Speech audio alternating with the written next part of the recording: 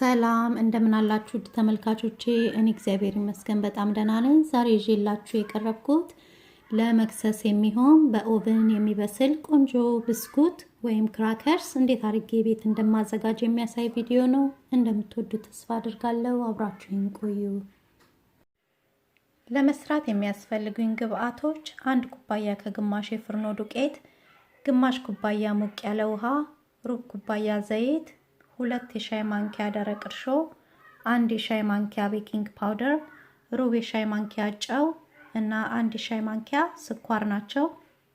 ፍርኖ ዱቄቱ ላይ ቤኪንግ ፓውደሩንና ጨውን ጨምሬ ደባልቀዋለሁ። ከዛ ይሄን ከጎን አድርጌ ተለቅ ባለ ጎድጓዳ ሳህን የሞቀውን ውሃ፣ ዘይቱን፣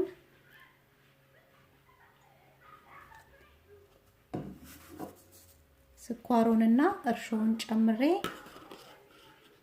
እደባልቀዋለሁ።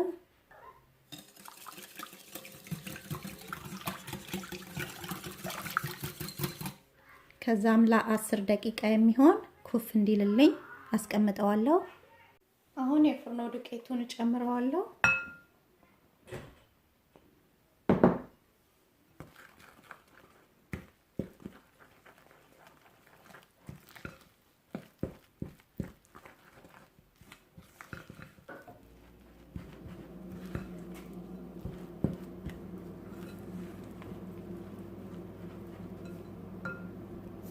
ከዛም በእጄ በደንብ አድርጌ አሸዋለሁ።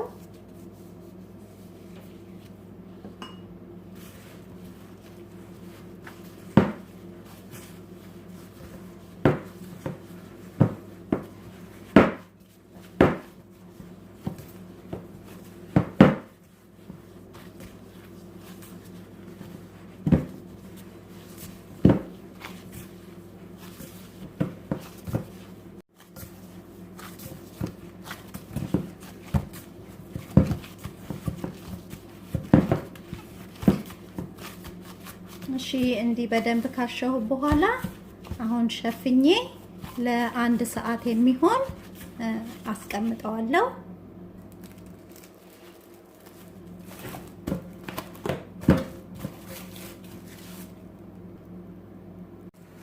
እሺ ተመልካቾቼ ከ1 ሰዓት በኋላ ተመልሻለሁ። ሊጡ እንደዚህ ኩፍ ብሎልናል። አሁን ወደ ታች መልሰዋለሁ።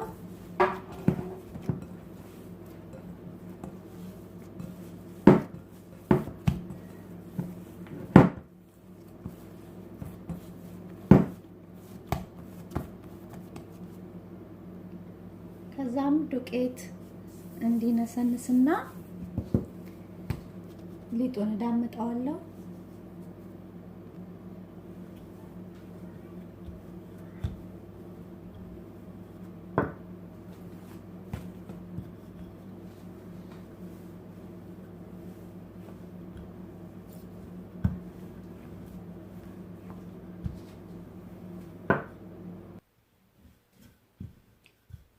እሺ እንደዚህ በደንብ አድርጌ ጠፍጥፌዋለሁ። አሁን ይሄንን ነው የምጠቀመው ለቅርጽ ማውጫ።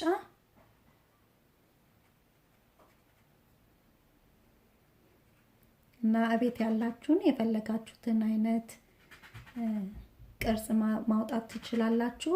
የፈለጋችሁት አይነት ቅርጽ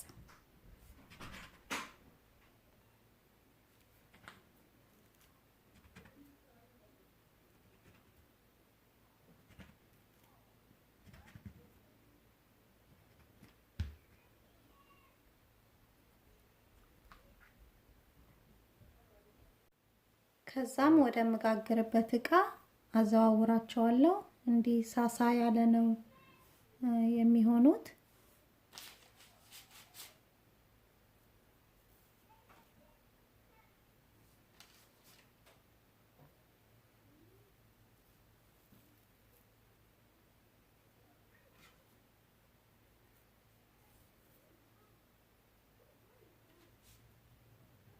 ሁሉንም እንደዚህ አርጌ ቅርጽ አውጥቼ ጨርሻለሁ። አሁን እዚህ ጋር ዘይት አለኝ በስሱ እቦርሻቸዋለሁ።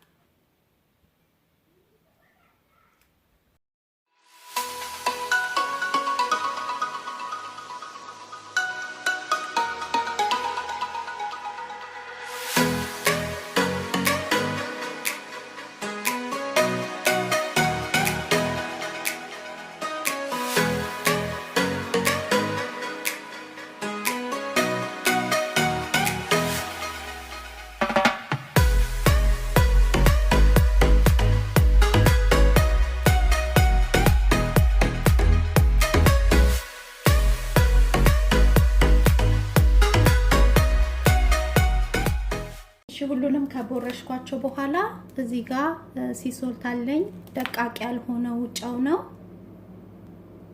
እንዲህ ተለቅ ያለ ጨው ነው እና ትንሽ እንዲህ እናሰንስበታለሁ።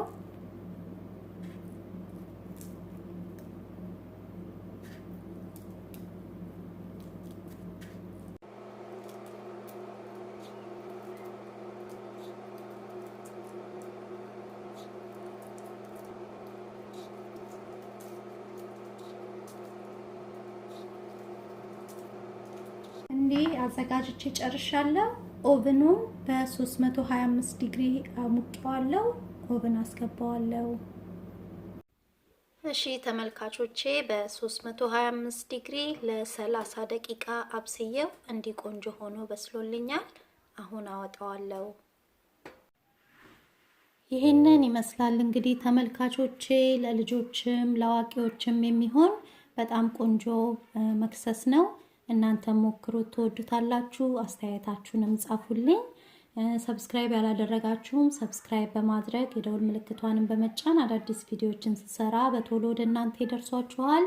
ስለተመለከታችሁኝ እጅግ አድርጌ ነው የማመሰግነው። በሌላ ቪዲዮ እስከምንገናኝ እግዚአብሔር ሰላም በያላችሁበት ይብዛላችሁ። ደህና ቆዩኝ።